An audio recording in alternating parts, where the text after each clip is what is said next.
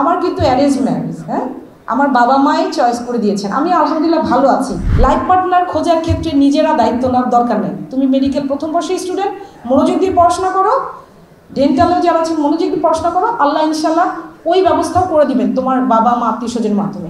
অনেকে মনে করে মেডিকেলে মনে হয় পার্টনার ছাড়া পড়াই যাবে না। হ্যাঁ, পার্টনারশিপে পড়াটা ভালো।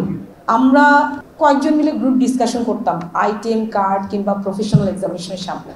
তার মানে আমি একটা জিনিস স্পষ্টভাবে আজকে বলি, তোমাদের অনেক সিনিয়র বললাম না, মায়ের বয়সী বলো বা বড় বোনের বয়সী বলো না কেন, আমার বলতে দ্বিধা নাই যে মেডিকেল লাইফে এই পার্টনারশিপ করতে গিয়ে ছেলে মেয়ের মাঝখানে অনেক সম্পর্ক হয়ে যায়। এবং এই সম্পর্ক আমি বলবো যে ইসলামের বাইরে কোনো সম্পর্ক করতে যাওয়ার দরকার নেই। আল্লাহ পাক বাবা মার মাধ্যমে তোমাদেরকে এই দুনিয়াতে সৃষ্টি করে এনেছেন। তাদের কিন্তু ইচ্ছা করে যে তোমার লাইফ পার্টনার তাকে তারা খুঁজে দিবেন।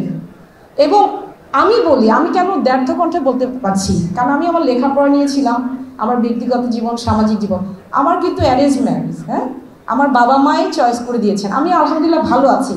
আমি যদি ভালো না থাকতাম তাহলে আমি কিন্তু এই সাবজেক্টে আমার সামনে একজনই ছিলেন, তখন আমি তাকে চিনতামও না, তাহলে কিন্তু আমি আজকে এই অবস্থানে দাঁড়িয়ে কথা বলতে পারতাম না।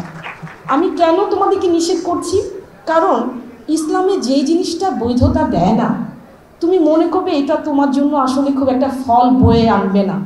যদি উপকার হতো তাহলে ইসলামই বলতো যে পড়ার সময় এরকম করে রিলেশন করতে হবে। হ্যাঁ, পার্টনারশিপে পড়বে না, দুজন ছেলে মেয়ে পড়ো, দুজন মেয়ে নিয়ে পড়ো।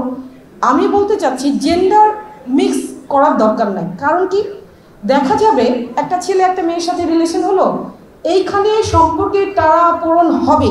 আর আমি আগেই বলেছি, বিশ্বে ডিপ্রেশন কিন্তু একটা ব্যাধি, এবং এই ব্যাধিটা যদি মূল খুঁজতে যাও, অনেকগুলো কারণের মধ্যে একটা হচ্ছে এই দ্বৈত সম্পর্ক জেন্ডারের, এবং সেই কারণেই কয়েকটা ক্যাজুয়ালিটিও কিন্তু ঘটে গেছে। একটা পরিবার তার সন্তানকে হারিয়েছে, রাষ্ট্র একটা সম্ভাবনাময় ক্যারিয়ার হারিয়েছে।